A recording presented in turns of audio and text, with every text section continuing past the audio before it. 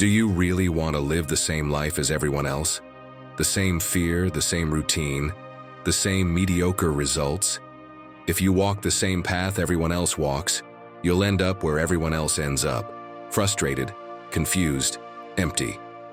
But there's another way. More demanding, yes, but infinitely more powerful.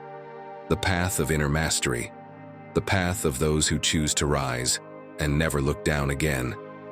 In this video, you will discover how Stoicism can become your greatest weapon to break through your own limits. What you'll find here isn't meant to decorate your mind, but to transform it. Because when you stop living like everyone else and start thinking like the few, that's when your mindset begins to rise. Maybe right now you think this all sounds impossible, that it's nice in theory, but in practice, no one actually pulls it off.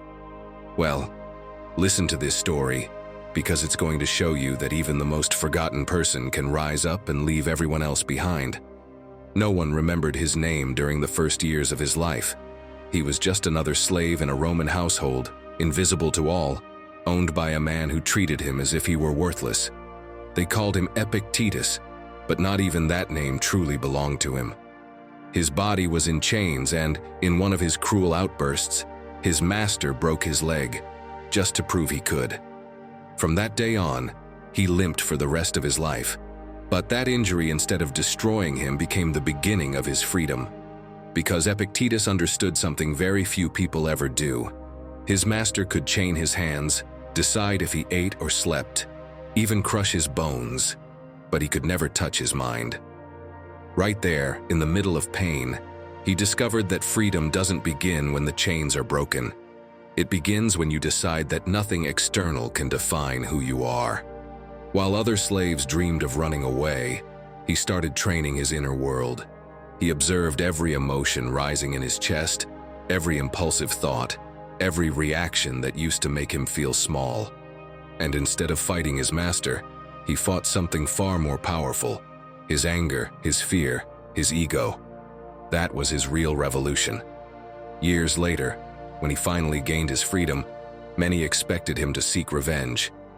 It would have made sense, it would have been fair, but Epictetus no longer needed external justice. He had already won the greatest battle. He chose not to hate the man who had humiliated him. He chose not to waste his life looking back. And instead of becoming a bitter man, he became a teacher.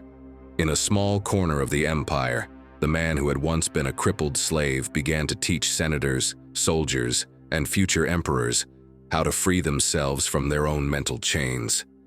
His words crossed centuries because they came from a place few ever reach: total mastery over oneself. Epictetus never held political power or wealth or fame, but he outgrew them all because he conquered the only kingdom that no one can take from you: your mind. And that's the first lesson on this path. You don't need the world to change in order to win. You need to change yourself until the world can no longer touch you. Now, let me ask you something.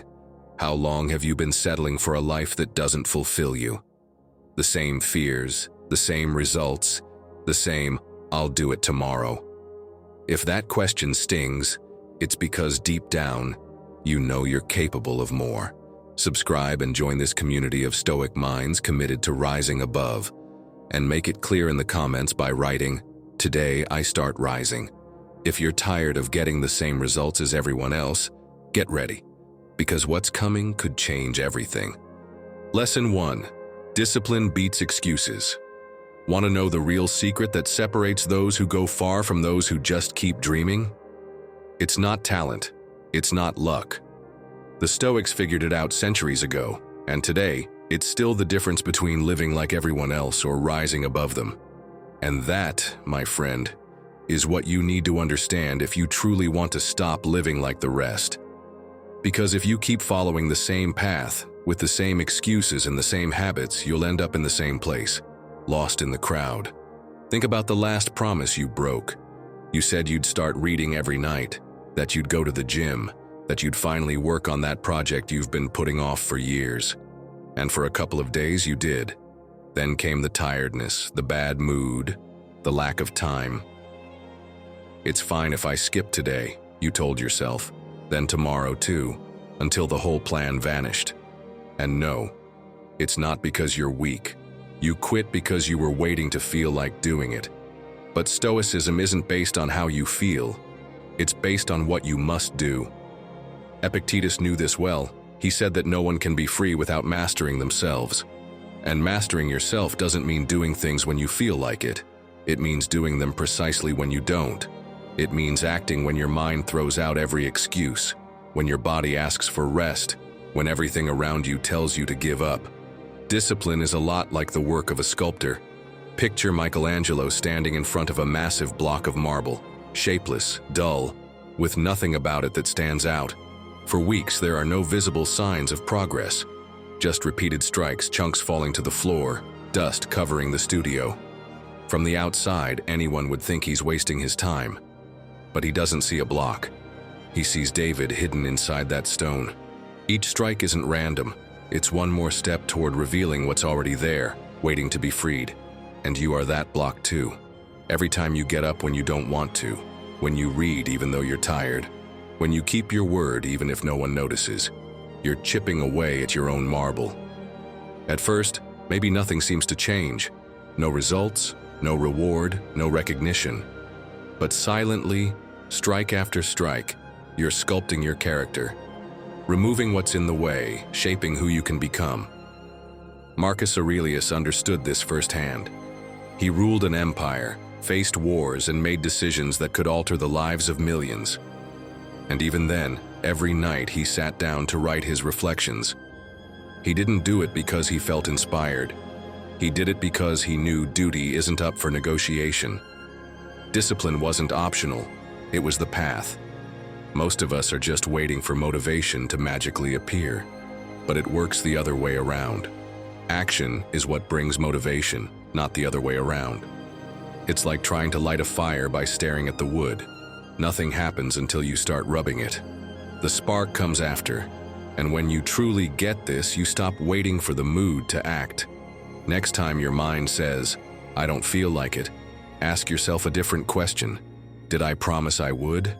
If the answer is yes, then do it, because your word has to mean more than your mood. Start small if you have to. 5 minutes of reading, 10 minutes of working out, one single step. What matters isn't how big the action is, it's that it happens. And change how you see tiredness.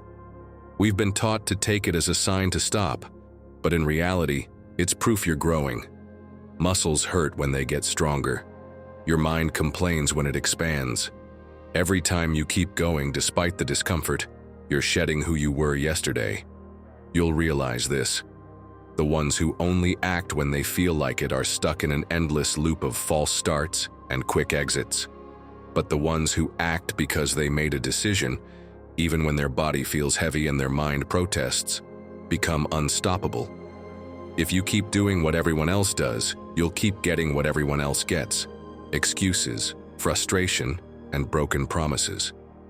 But if you choose effort, if you follow through even when no one's watching, if you make discipline part of who you are, then your mindset will rise. And when that happens, surpassing your limits won't be a goal. It'll be your way of life. Remember this, my friend. When the marble finally cracks and the sculpture appears, it wasn't that final strike that made the difference. It was all the ones before, the ones that seemed useless, the ones no one saw. The same will happen with you. Every act of discipline brings you closer to the version of yourself that can go beyond limits. And when that version shows up, it won't just be you who's changed. You'll be ready to rise above them all. Lesson 2. Consistency is your superpower. You might think you're giving it your best shot. But tell me the truth. How many times have you quit just before things were about to start working? Most people don't fail because they're not capable. They fail because they give up too soon. And that's exactly why so many end up with the same mediocre results. They start with excitement, but give up when the effort gets quiet, when the applause fades, when it feels like nothing's changing. That's the big mistake, believing that success comes in bursts of energy. The truth is, life doesn't reward the one who starts the strongest. It rewards the one who doesn't stop. Anyone can begin a project. Very few can stick with it when no one's watching.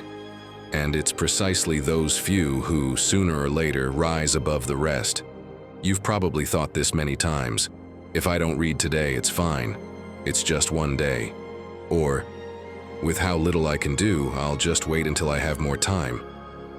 But imagine instead that you decide to read 10 pages every day. Just 10. That doesn't sound like much, right? And yet, by the end of the year, you'll have finished over 30 books. Now think about the version of you who only reads when they feel like it, or when there's time. Maybe they finish one, if they're lucky, or none. And that's where everything changes. Not in talent or intelligence, but in consistency. In that quiet decision to keep going, even when it feels like nothing is happening. Epictetus compared it to training the body. No one expects to get strong after just one workout. They know it takes months of consistent practice. The same goes for your mind and character. They don't grow in a moment. They're built through daily repetition of small acts. Every day you practice, your soul trains.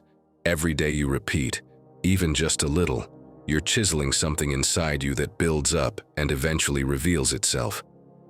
Seneca put it plainly, time is always enough if we use it well. And that's the real issue for most people.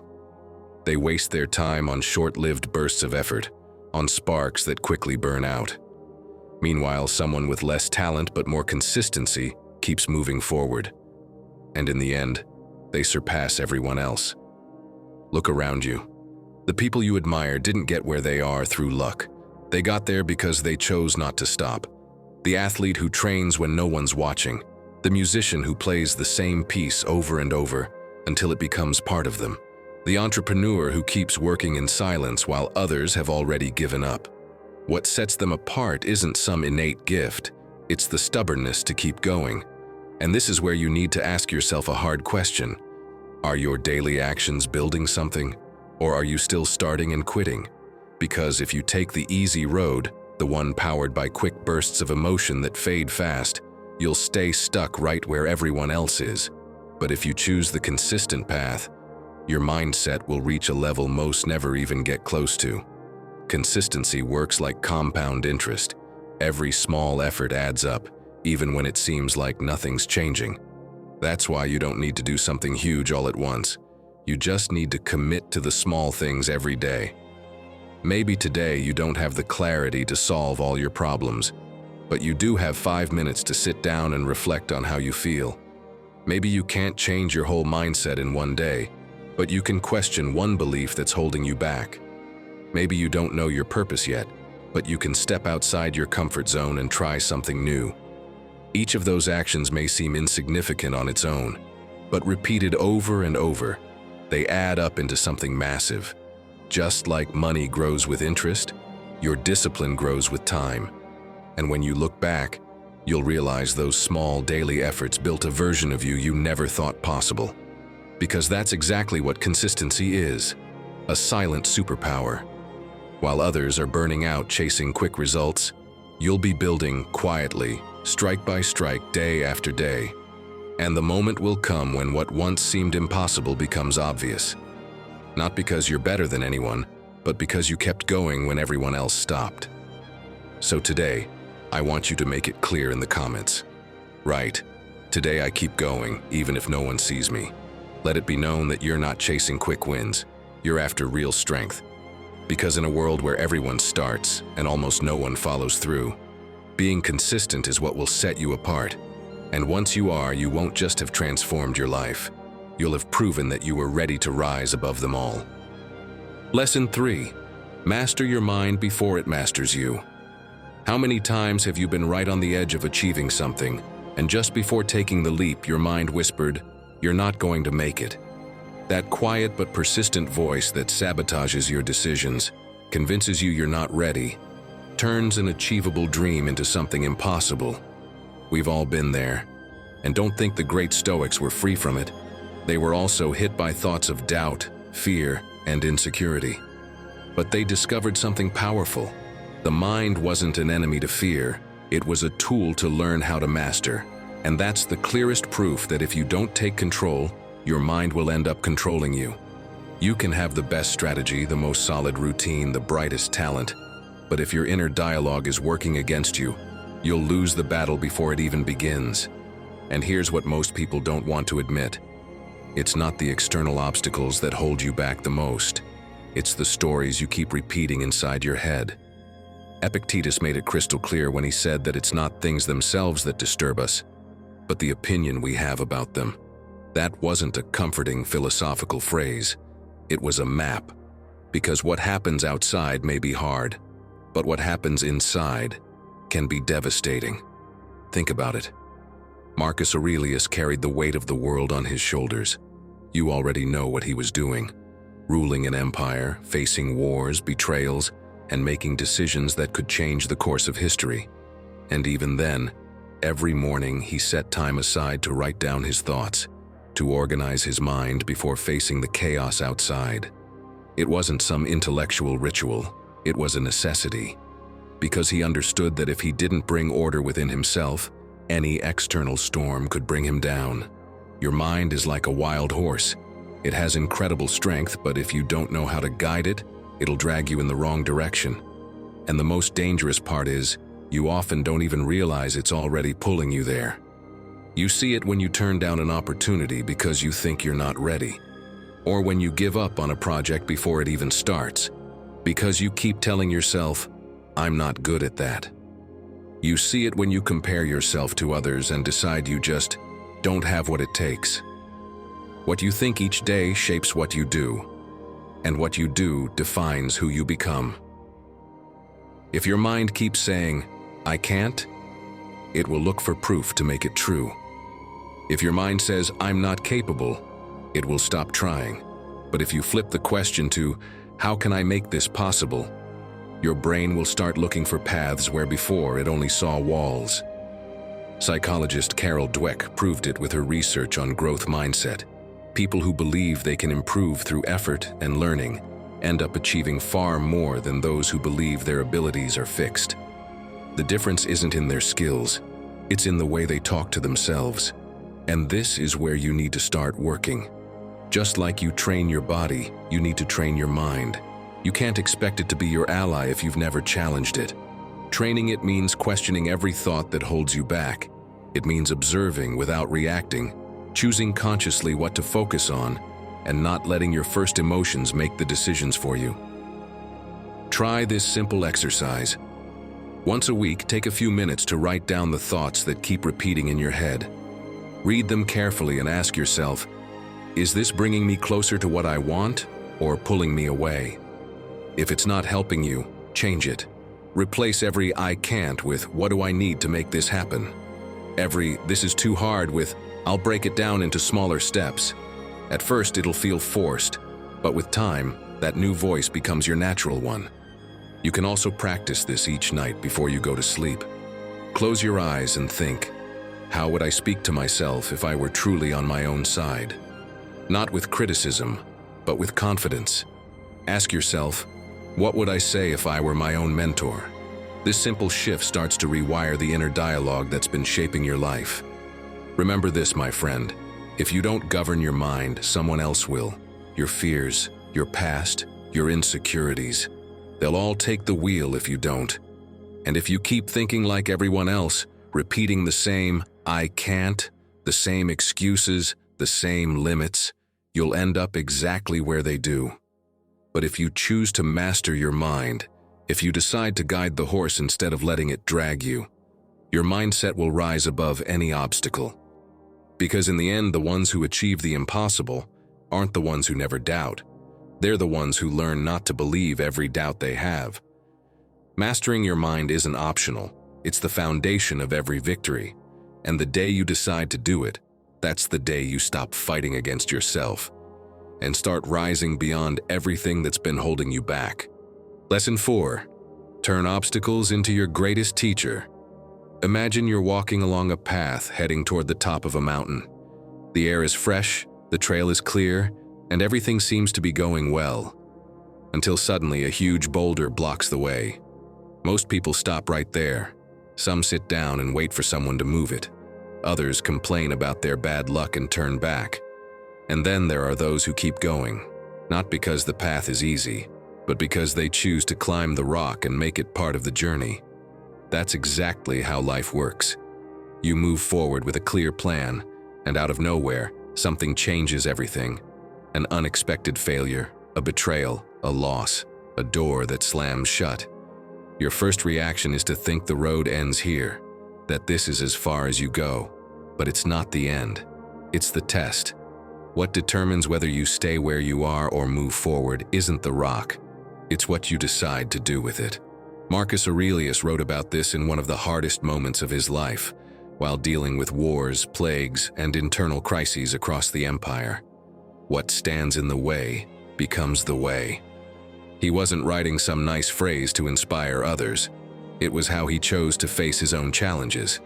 He knew that every obstacle hid a chance to grow, and giving up on it meant giving up that chance. Think about it. If everyone reacted the same way to the rock, they'd all be stuck in the same place. But the ones who choose to climb it develop strength, skill, and vision. The same thing happens with real-life challenges. Losing a job might feel like the end of your stability, until you use it as the push to build something of your own. A breakup might feel like failure, until you realize it gave you the space you needed to figure out who you really are. Even a mistake can feel like a burden, or become the start of your reinvention. The obstacle is not your enemy, it's your trainer. Every blow teaches you something. Every stumble prepares you for what's next. And yes, it often hurts. But without friction, there's no progress. And no, don't think the Stoics denied pain. They accepted it as an inevitable part of the journey. They knew they couldn't control what happened on the outside, but they could always control how they responded. That's why when reality put a wall in front of them, they didn't ask, "Why me?" They asked, "What can I do with this?" That's the difference between those who get stuck and those who rise above their circumstances. Now apply that to your own life. Every time something goes wrong, ask yourself 3 simple questions. What can I learn from this? What's in my control to change? How can I come out of this stronger? At first, the answers might not be clear. But just asking those questions shifts your mindset. You stop seeing the rock as a dead end and start seeing it as a step up. And once you start redefining your failures in real time, everything changes. You stop calling them defeats and start seeing them as training. You'll realize that many of the things that hurt the most in your life weren't punishments. They were lessons. Every layoff, every rejection, every disappointment was shaping you, preparing you for the next level. Try this. Write down the obstacles that have marked you the most. Next to each one, note what it taught you. You'll be surprised to see that without them, you wouldn't be who you are today. Because they weren't just stones in the way, they were steps that helped you climb higher. My friend, you're not defined by the obstacles you face, but by what you choose to build with them. While many sit in front of the wall that blocks their way, you can use it as a springboard. While others stay stuck in complaints, you can turn pain into wisdom. And while most people give up after the first hit, you can choose to let each hit make you stronger. If you keep reacting like everyone else, you'll stay in the same place as everyone else. But if you learn to see challenges as teachers, your mindset will rise to a level where nothing can stop you. Because the real difference isn't in the path you walk, it's in what you do with each obstacle that shows up. And when you start using every stone as fuel, that's when you'll be ready to break through your limits and leave behind everyone who gave up too soon. Lesson 5. Control your emotions, or they'll control your life. My friend, the world is full of smart people who make stupid decisions simply because they couldn't control what they were feeling. Anger destroys relationships in seconds. Fear paralyzes projects that took years to build. Anxiety makes you miss once-in-a-lifetime opportunities. The Stoics saw it with total clarity. Emotions aren't the problem is when you hand them the controls. Seneca said that anger is an acid that does more damage to the container than to anything it's poured on. Epictetus warned that anyone who lets themselves be driven by what they can't control is doomed to frustration. And they were right. Because when your emotions take the wheel, your destiny is no longer in your hands. Picture this. You get a message that makes your blood boil. You don't think, you don't reflect. You just fire back in anger. And within seconds, what was a small misunderstanding explodes into a full-blown fight. Or take another example. Someone says something that stirs up your insecurity, and you decide to walk away from a project you hadn't even started. All because of a passing emotion. That's how easy it is for something small to take control of your entire life. And the most dangerous part is, you don't even realize it's happening. Seneca wrote a phrase we should all remember daily. Anger is an acid that does more harm to the vessel that holds it than to anything it's poured upon. And he wasn't just talking about anger. He was talking about all the emotions we let grow without control. It's not others who pay the price when you explode. It's you. You're the one who drains your energy, who ruins opportunities, who drifts away from your goals. Epictetus was just as clear. If you get angry over things outside your control, you're condemning yourself to a life of frustration. If you don't choose which emotions to feed, you'll end up being a slave to all of them. Look around and you'll see it every day. People making impulsive decisions and regretting them later. People trapped in fear, too scared to change their lives. Brilliant ideas that die before they begin, because doubt was stronger than action. And no, the solution isn't to feel less. Feeling is part of being human. The difference lies in what you do with what you feel. Marcus Aurelius practiced something he called deliberate calm. In the middle of war, with the entire empire trembling around him, he wrote that, "The soul must remain steady even when everything else collapses." He wasn't denying the tension or the fear or the chaos. He was simply choosing not to be ruled by them. That's the core of emotional mastery, to feel without losing control. The truth is, intense emotions cloud your judgment. Fear makes you see danger where there is none. Excitement pushes you toward reckless choices. Sadness convinces you nothing is worth it. If you don't learn to pause, you'll always react on impulse instead of reason. And that's the perfect recipe for regret. The Stoics had a brilliant technique for this. Premeditatio malorum, the practice of visualizing the worst-case scenarios ahead of time, so if they happened, they wouldn't catch them off guard. By imagining fear, failure, or loss, they stripped it of its power. It was their way of training to stay calm even in chaos. And today, centuries later, it's just as useful. Because in the end, long-term success depends more on your ability to manage emotions than on your IQ. The winner isn't the smartest. It's the one who doesn't lose their head. Few examples show this better than Nelson Mandela. After decades in prison, it would have been understandable if he came out full of rage. No one would have blamed him. But he chose the opposite path, reconciliation. He knew that hatred would only keep him in chains. That choice wasn't weakness, it was power in its purest form. There are practical ways to start taking control. One of the simplest, the 10-second rule. Anytime you feel the urge to react emotionally, pause, breathe. 10 seconds might seem small, but they're enough for your rational brain to take back the lead. Another tool is naming what you feel out loud. I'm angry. I feel afraid. Naming it reduces its power because it's no longer some invisible monster. And above all, shift how you talk about emotions. Instead of saying, "This makes me angry," say, "I'm choosing to be angry about this." That tiny language shift creates a huge shift in control. My friend, if you don't learn to rule your emotions, they'll rule your life. And if they do, you'll end up exactly where everyone else does, stuck in impulsive decisions, missed opportunities, and an endless loop of regret. But if you choose to take charge, if you learn to feel without reacting, to observe before acting, your mindset will rise above the chaos. Because real power doesn't belong to the one who never gets angry, afraid, or sad. Real power belongs to the one who feels all of that and still chooses their response. And once you can do that, nothing can shake you. Write in the comments, "Today, I choose."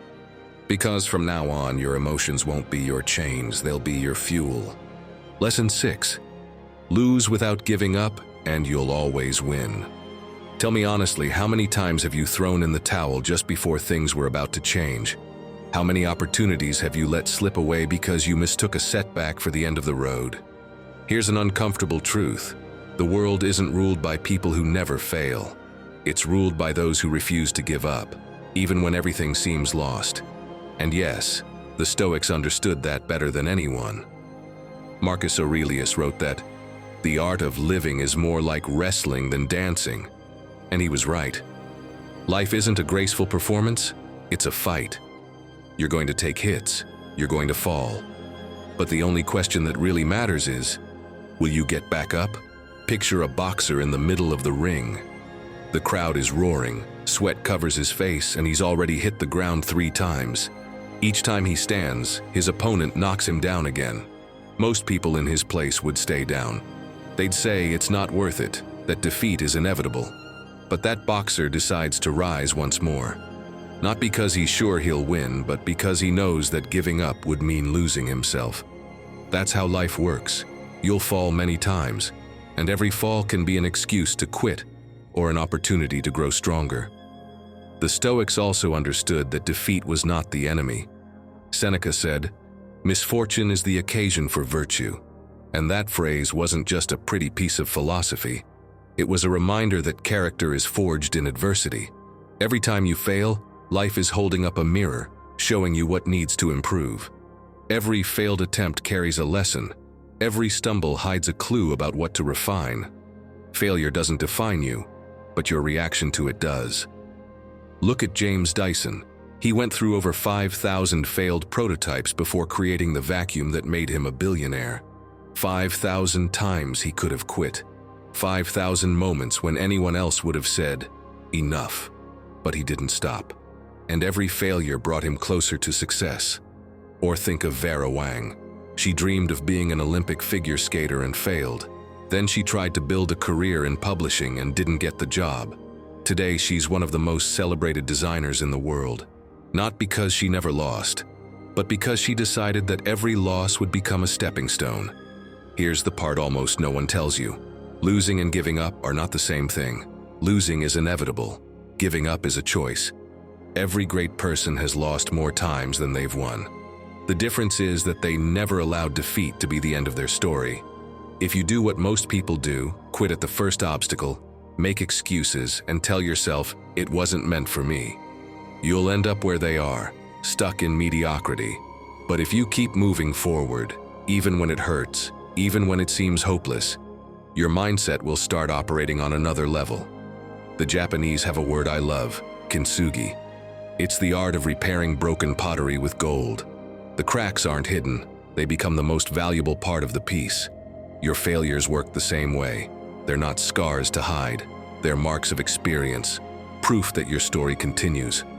Every time you break and rebuild yourself, you become more resilient, wiser, and better prepared for what's coming next. And this isn't just theory, it's real life. The entrepreneur who fails with 3 businesses before building a successful one. The student who flunks an exam and learns how to study better. The runner who finishes last in their first race and months later crosses the finish line among the top. In every case, there's a pattern. Failure didn't stop them, it trained them. If you want to elevate your mindset and break your limits, you must change your relationship with loss. Stop seeing it as an ending. See it as part of the process. Keep a failure journal. Write down every attempt that didn't work and what it taught you. Redefine your goals as processes, not as results. And every time you fail, celebrate it, because it means you're trying something most people don't even dare to start. Losing isn't the opposite of winning. It's the price you pay to keep moving forward. In the end, the people who go the farthest aren't the ones who always succeed. They're the ones who never stop trying. So the next time you fall, don't ask if it's worth getting back up. Just do it. Because every time you rise, you're one step closer to proving that you're not here to give up. You're here to rise above them all. Lesson 7. Seek discomfort if you truly want to grow. The sun was barely rising over Rome, and the streets were still empty when Seneca stepped out of his home. He wasn't wearing the elegant robes that usually marked a man of his status. That day, like so many others, he had decided to leave his wealth hanging in the wardrobe. He walked dressed in rough, worn clothes, the same kind worn by men who could barely afford to eat. He felt the cold seeping through the fabric and the chill of the stone beneath his sandals. Some people stared, others laughed, but he kept walking, silent, unbothered. He had nothing to prove to anyone. He simply wanted to remind himself of a lesson he considered essential. If you depend on comfort, you will never be truly free. That was his training. He didn't lift weights or run marathons. His battlefield was voluntary discomfort. By exposing himself to what others avoided, he strengthened his mind. By choosing the hard path when he could easily take the easy one, he made sure that when hard times came, and they always do, nothing could break him. And that, my friend, is one of the most powerful truths in Stoicism. Growth doesn't live in comfort. It hides in what challenges you, in what hurts, in what pushes you beyond yourself. The problem is, we've turned comfort into a modern god. We worship instant pleasure, predictable routines, and security disguised as stability. But that same comfort that makes you feel safe today is the very thing that can trap you tomorrow. You tell yourself it's prudence, that the right moment will come, but deep down you know the truth. Most of the time it's fear. Fear of failure, fear of loss, fear of stepping into the unknown. And that fear is what keeps almost everyone stuck exactly where they are. Think about it. You stay in a job you hate because at least it's stable. You avoid an uncomfortable conversation because you don't want problems. You postpone the decision that could change your life because it's not the right time. And each of those excuses keeps you exactly where you are. Comfortable, yes, but small. Discomfort, on the other hand, is like an invisible gym. Every time you face it, your mind gets stronger. Every time you choose the harder road, your limits expand. It's like fire. If you avoid it, it consumes you from the outside. If you learn to move within it, it forges you from the inside. That's why the Stoics deliberately sought out discomfort. Not because they were masochists, but because they knew that every step outside the safe zone was a step closer to inner freedom. And you don't have to do anything extreme to start training. Start small. Do one thing each week that makes you uncomfortable. Speak in public if it terrifies you. Ask for what you're afraid to ask for. Seek rejection so it stops controlling you. Swap an easy routine for a demanding one. Wake up an hour earlier. Train when you don't feel like it. Spend an entire day without looking at your phone. Each of these decisions may seem insignificant, but they're like weights for your character. Each repetition makes you stronger. You can also learn to reinterpret discomfort. It doesn't always mean something's wrong. More often, it's a sign that you're growing. Fear isn't a wall, it's a door. Resistance isn't a warning to stop, it's an invitation to move forward. Every time that inner voice tells you, better not, that's exactly where you need to go. What you avoid most is usually what you need most.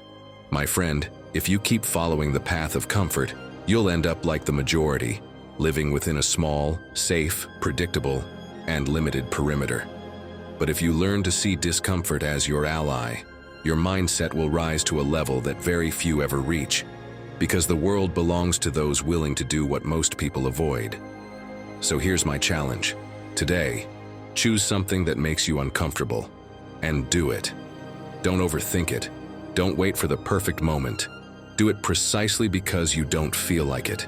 Because the very moment you decide to face discomfort, you begin rewriting your story. And when you look back, you'll see that the things you feared most were the ones that helped you grow the most. That what once made you uncomfortable now empowers you. And that every step outside your comfort zone was actually the step that took you away from the crowd and closer to surpassing them all. Now tell me, what's that thing you've been avoiding just because it makes you uncomfortable? It could be small or huge, but you know that's where your next level begins. Write it in the comments and leave this as a promise to yourself. Today, I choose the uncomfortable path because that's where I begin to rise. Lesson 8. Train in silence. so you can shine when the time comes. Picture an archer training at night, alone, with the wind whipping across his face and darkness covering everything around him. No one sees him. No one applauds the hours he spends practicing. Sometimes he doesn't even hit the target, but he stays there night after night, sharpening his aim in the shadows. Then one day, in the middle of the battlefield, when everyone else trembles as they draw their bows, he shoots with perfect precision. And it's not luck. It's because he's done it 1,000 times when no one was watching. That's how life works too. Most people want to stand out, but few are willing to train without an audience. Many want to be admired, but almost no one wants to pay the price of silent excellence. Everyone wants results, but only a few are willing to work when there are no promises, no rewards, no witnesses. And that's the difference. Those who prepare without applause are the ones who, when the moment comes, rise above everyone else. Seneca put it simply, "Luck is what happens when preparation meets opportunity." And that's the problem for most people. They wait for the opportunity before they start preparing. They wait for the perfect job to learn the skill, for the right person to appear before becoming their best self, for someone to notice them before they start putting in the effort. But by the time the door opens, it's already too late. If you're not ready, the opportunity passes you by. Epictetus compared it to the training of an athlete. You can't wait for the competition to start building strength.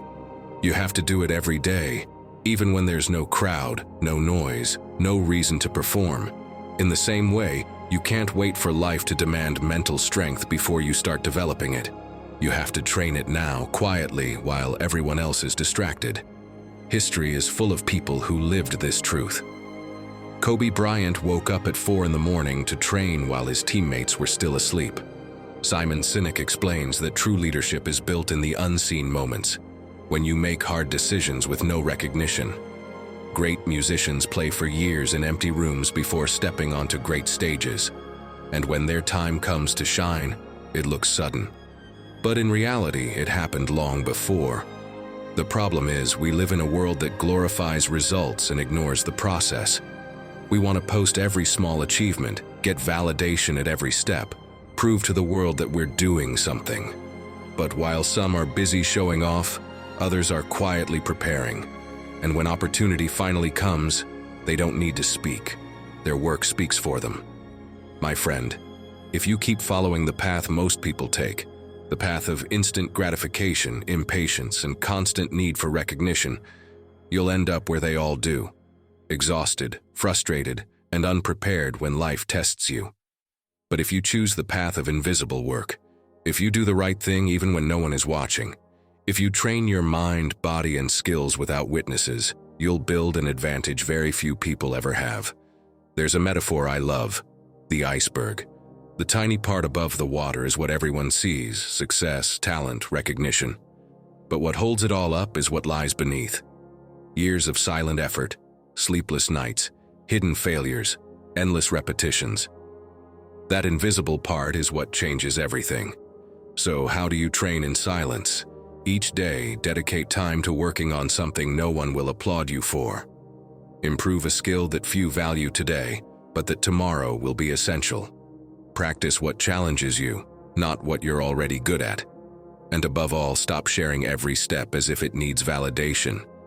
Learn to love the process in the shadows, because that's where real strength is built. When your moment finally comes, and believe me, it will, you won't need to explain anything. You won't need to convince anyone that you belong there. Your preparation will speak for itself. Your actions will tell your story. And while others wonder how you achieved it overnight, you'll know that overnight took years. So today, make a commitment to yourself. Ask, what can I start training now, even if no one sees it? And when you find the answer, start today. Because the greats don't just appear, they are built in silence. And when opportunity comes, they don't chase it. They're already ready to take it. And in that moment, my friend, that's when you stop being one of many and become someone capable of rising above them all. Lesson 9. Your time is gold. Use it like a champion. Picture Marcus Aurelius, the most powerful man in the known world. receiving each morning a chest filled with 24 golden coins. No more, no less. He knows that when night falls, those coins will disappear forever, never to return. He could spend them on luxuries, fleeting pleasures, or meaningless debates. He could even leave them forgotten on the table while the day slips through his fingers. But he doesn't. Each coin has a purpose, a clear destination. One to write his reflections, another to train his body, another to listen to his advisors and learn. Because he understands that those coins aren't gold, they're ours, and each one is a piece of his life that will never come back. Now think about yourself. Every morning when you open your eyes, you receive the same chest, 24 coins. Yet many of them vanish before you even notice. One disappears while you scroll aimlessly on your phone. Another gets lost in pointless conversations. Two more fade away in useless worries about things you can't control. And when night comes, you ask yourself why you haven't progressed, why your life feels stuck. The answer is simple. You gave your coins to what doesn't matter. The Stoics were obsessed with this idea. Seneca warned that it's not that we have too little time. It's that we waste so much of it. Marcus Aurelius, in his Meditations, would scold himself daily for spending time on trivial things, reminding himself to live each day as if it were his last. And Epictetus insisted that every minute should serve to move us closer to virtue, because nothing is more precious than the present. They understood something most people forget. You can't buy more time, but you can decide how to invest it. Think about how you spend your own coins. Maybe you say you don't have time to read, to work out, to build that project you dream about. But if you looked at your day with honesty, you'd see how many of those coins are spent on distractions that give you nothing in return. You'd see leaks everywhere in procrastination, in fear of starting, in the habit of saying yes to everything others ask of you. Meanwhile, your future is left unfunded. That's the great trap of modern life. If you don't take control of your time, the world will do it for you. Notifications, endless demands, constant noise. It's all designed to spend your coins before you can use them on what truly matters. And here's the hard truth. The time you give away today will never come back. Every wasted minute is one less brick in the future you want to build. That's why you need to shift your mindset. Instead of saying, "I don't have time," say, "I'm not prioritizing this." Then ask yourself if you really want your life to be built out of the things you are prioritizing. Start simple. Do a time audit. Write down how you spend every hour for a week. You'll be shocked to see how many coins vanish without a trace. Then apply the 80-20 rule. Dedicate most of your time to the things that truly move your life forward. And each morning, before you begin, ask yourself one question. If today were my last chance, how would I spend my 24 coins? My friend, once you start treating your time as the treasure it is, everything will change. You'll stop wasting it on what doesn't serve your purpose. You'll stop letting others decide how you spend it. Each coin will become an investment in your growth, your peace, your future. And when you look back, you won't regret what you lost, because you'll know every second counted. Because if you keep using your time the way everyone else does, you'll end up with the same empty results they do. But if you choose to invest it with intelligence, with intention, with purpose, your mindset will rise above the average. And when the day ends, you'll smile knowing that those 24 coins weren't wasted. They became the life you always wanted to live. Now tell me, what will you invest your first coin in tomorrow? Write it in the comments with this phrase: "Today I decide how I spend my life." Because every day gives you a new chest, and it's up to you whether you turn it into gold or let it scatter in the wind. Lesson 10. Live by your principles, not by your impulses. How many times have you made a decision and later thought, "What was I thinking?" An unnecessary purchase because you were stressed?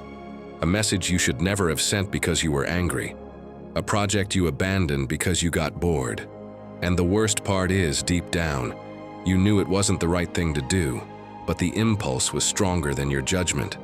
And that, my friend, is exactly what separates those who move forward with purpose from those who wander in circles. Some live guided by principles, others by momentary reactions. The Stoics were crystal clear about this. Marcus Aurelius wrote, Do not let your mind be carried away by your desires. Control them and act according to reason. Because impulses are like waves. They come, they crash, they drag you, and then they're gone. Today you want one thing, tomorrow the opposite. Today you say yes with excitement, and tomorrow you don't even know why you did it. Principles, on the other hand, are like a lighthouse in the middle of a storm. No matter how strong the wind blows or how high the waves rise, they always point you in the right direction. To live by principles means acting according to what you know is right, even when it's uncomfortable. It means your decisions aren't dictated by whether you're tired, angry, or motivated, but by whether they align with what you believe. Epictetus explained it simply. To live well is to live according to nature, which means acting with virtue and reason instead of being dragged around by fleeting emotions. Think about it for a second. Most of the mistakes we regret the most don't come from ignorance.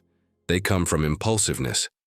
We know we shouldn't respond in anger, but we do. We know we don't need that purchase, but we make it. We know we should keep going, but we give up. And if you look back and analyze each of those choices, you'll realize they weren't rational decisions. They were reactions. Principles are the opposite. Conscious decisions made before the storm hits. They act like an anchor that keeps you steady even when chaos shakes everything around you. Cato the Younger is a perfect example. In a world where everyone sold their integrity for power, he chose virtue over survival. And when betraying his values would have been easier, he stayed true to them, even if it cost him everything. It may sound extreme, but it reveals a deep truth. If you're not willing to pay a price for your principles, you'll pay a far greater one for not having them. And you don't have to look that far. Think about someone you truly admire. It's not the person who always followed what they felt. It's the one who stayed faithful to their values, even when it meant saying no, going against the current, or facing criticism. That kind of coherence builds respect, trust, and inner strength. The truth is, we all have values, but very few of us have them clearly defined. That's why a simple Stoic practice can change your life. Write down the 3 virtues you respect most, maybe honesty, courage, or discipline, and then ask yourself if your daily actions reflect them. If they don't, it's not that you lack principles, it's that you're not living them. Imagine that every decision is a fork in the road. One path is paved by impulses, short, easy, but leading you exactly where everyone else ends up. The other is the path of principles, more demanding, more solitary, but each step lifts you higher beyond your limits. The world is full of people who do whatever they feel in the moment. Very few do what they know they should. And it's those few who end up transforming their lives. Before making an important decision, ask yourself, does this reflect who I want to be? If the answer is yes, take the step, even if it scares you. If it's no, stop, even if the temptation feels powerful. Learn to say no, even when something feels good, if you know it goes against your values. And above all, build your own personal code. 3 or 4 non-negotiable principles that guide your actions no matter the situation. My friend, remember this: emotions change, impulses fade, but principles endure. They are the invisible thread connecting every decision to the destiny you want to build. And when your steps are guided by them, no storm can throw you off course, no failure can break you, and no temptation can make you lose your way. Lesson 11. Think long-term if you want giant results. My friend, there are 2 ways to live: with your eyes fixed on the present or on what's coming. The first is the most common. It's the "I'll do it tomorrow," the "I deserve it today," the "I want results now." The second is the one that changes lives. It understands that every decision is a seed, that what you do today isn't just about today, it's about the tree you'll harvest 10 years from now. And if you keep doing what everyone does, chasing instant rewards, avoiding effort, quitting when you don't see results, you'll end up where everyone ends up, with a life that feels small because it was never built with vision. The Stoics talked about this constantly, because they knew the human mind is wired for the immediate. Seneca said we suffer more from our craving for the quick than from reality itself. That impatience is what makes you abandon a project that hasn't bloomed yet, switch paths right before a breakthrough, choose pleasure over progress. And yet, nothing truly great happens fast. An empire, a legacy, a strong character, all are the result of decisions repeated over time. Picture yourself at home, sitting in front of your computer. You have two clear options. Spend the next 2 hours moving forward on the project that could change your life, or put on a show and disconnect just for today. You convince yourself you deserve a break, that there will be time tomorrow. And the next day you make the same choice. Weeks later, the project is still stuck, and you're still telling yourself you'll do it when you feel more like it. The same thing happens when you stay in a job that doesn't fulfill you because the paycheck comes fast, or when you drop a habit that's good for you because the results aren't immediate. Without realizing it, each small decision builds a wall between you and the life you want. Marcus Aurelius, even surrounded by wars, betrayals, and chaos, didn't make decisions with only the next day in mind. He thought about the legacy he would leave his children, about how his actions would shape future generations. Each decision had purpose, because each decision was part of something bigger. And Epictetus insisted we shouldn't wish for things to happen fast, but for them to happen well. What's built in haste collapses easily. Imagine someone planting a tree. Every day they water it a little, even when they see nothing pushing through the soil. Weeks pass, months pass, and it's still just a patch of damp earth. Then one day a sprout appears.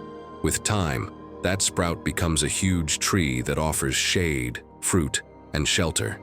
The tree didn't grow because of one big burst of effort, but because of hundreds of small, steady acts. Your life works the same way. The future you want doesn't appear all at once. It's built drop by drop, decision by decision. Think about simple examples. If today you start investing 20 euros a month, in 20 years you'll have a foundation many would envy. If today you decide to read 10 pages a day, in a decade you'll have read more books than most people read in their entire lives. If today you begin to care for your health, years from now you'll have energy while others have surrendered to decline. The difference between the one who succeeds and the one who doesn't is rarely talent. It's vision. The Stoics lived with that perspective. They didn't make reactive decisions. They weren't driven by the urgency of the moment. They chose each step with the whole path in mind. You can do the same. Before making an important decision, ask, what effect will this have 5 years from now? Make a list of what you truly value, and check whether your current routine brings you closer to it or farther away. And above all, stop demanding immediate results from processes that take time. My friend, if you keep acting like everyone else, looking only at what's right in front of you, expecting everything to happen quickly, quitting when progress is slow, you'll keep living like everyone else. But if you lift your gaze beyond the present and start acting like the architect of your destiny, each decision will begin to add up in the right direction. Maybe the result won't come tomorrow or next month, but it will come. And when it does, it will be so big that you'll know every patient step was worth it. Because in the end, thinking long-term isn't just about hitting goals. It's about building a life that makes sense, a life that reflects your effort and your vision, not your momentary impulses. And if you do that, you won't just be ready to break your limits. You'll be ready for the most important step of all. Now that you understand how to build your destiny, one piece remains: deciding what kind of legacy you want to leave in the world. And believe me, that last step can change absolutely everything. Lesson 12. Outgrow who you were yesterday, not the person next to you. Imagine waking up one morning, looking in the mirror, and instead of seeing your current reflection, you see the you from 5 years ago. There they are, staring back at you, with the same fears, the same doubts, the same excuses. They speak with your old words, think with your old mindset, and as you watch, something uncomfortable hits you. On the outside, you may have changed, but on the inside, you're still almost the same. You still react the same way when someone criticizes you. You still run when the path gets hard. You still postpone what you know could change your life. And in that moment, you realize a truth most people avoid. It doesn't matter how far ahead you are compared to others. If you're still too close to who you used to be, you haven't really moved forward at all. Now imagine the opposite scenario. You wake up, look in the mirror, and see your past self, but you barely recognize them. That person used to give up easily. You don't anymore. That person craved constant approval. Now you walk with quiet confidence. That person avoided discomfort. You've learned that's where growth lives. And you didn't surpass that old version of yourself by competing with anyone else. You did it because you refused to settle for staying the same. That, my friend, is the essence of this final lesson. The Stoics understood it well. The only competition that matters is with yourself. Marcus Aurelius didn't compare himself to other emperors. He challenged himself to be wiser and more just each day. Epictetus didn't try to outdo his peers. He fought to master his own weaknesses. Even Seneca wrote, "No one becomes wise by accident," because he knew that progress isn't a result.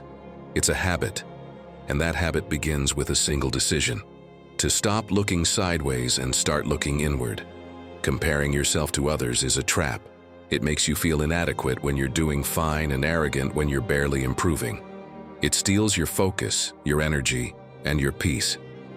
It pushes you to live by someone else's standards instead of your own. And worst of all, it blinds you to how much you've already grown. Because while you're staring at what others have, you fail to see everything you've achieved. Think of how many times you've felt behind just because someone your age makes more money or gets more recognition, or how often you've downplayed your own progress because it didn't look as flashy as someone else's. Yet if you compared who you are today to who you were years ago, you'd realize you've come farther than you think. You've endured things that once would have broken you. You've made choices you once would have avoided. You've taken steps your old self wouldn't have even imagined taking. Epictetus taught that the true challenge is mastering what's within your control, and the only thing you can truly control is yourself, your habits, your thoughts, your actions. If yesterday you procrastinated and today you keep your word, you've won.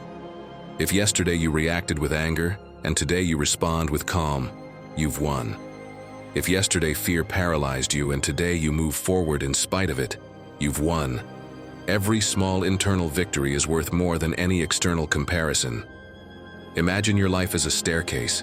If you climb while constantly looking sideways, measuring your pace against others, you'll lose your balance. But if you keep your eyes upward, step by step, one day you'll look back and see how far you've come. That's true progress. Not the kind that impresses others, but the kind that transforms you from the inside out. Each night, ask yourself, what did I do better today than yesterday? Maybe you didn't change the world, but if you improved one habit, reacted more consciously, or took a single step beyond your comfort zone, you're already winning. Keep a progress journal and review it each month. And every time you feel tempted to compare yourself with others, stop and remember who your only real opponent is. My friend, if you keep looking sideways, you'll stay trapped in a race that never ends. There will always be someone with more success, more resources, or more recognition. But if you choose to measure your life by your own growth, every day becomes a victory. Because the goal isn't to be better than anyone else, it's to be so different from your past self that if you met them today, you'd barely recognize them. And when you live with that mindset, a moment will come when, without meaning to, without trying to outshine anyone, you'll have surpassed them all. So I want you to declare it in the comments with this phrase: today I compete only with myself. Because the day you truly understand this, you'll stop chasing the world and start building your own. You don't need to run faster than anyone else.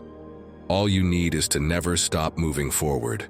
Because when your steps become steady, your decisions consistent, and your mind unbreakable, one day you'll look around and realize you've already surpassed them, without ever trying to. If you're ready to take that step, write it in the comments. Today I start rising. That tells me you're part of this community that doesn't give up. Subscribe and turn on the bell so we can walk this path of wisdom together. You've got more videos on screen waiting for you, because every step counts. Click now and let's keep learning together.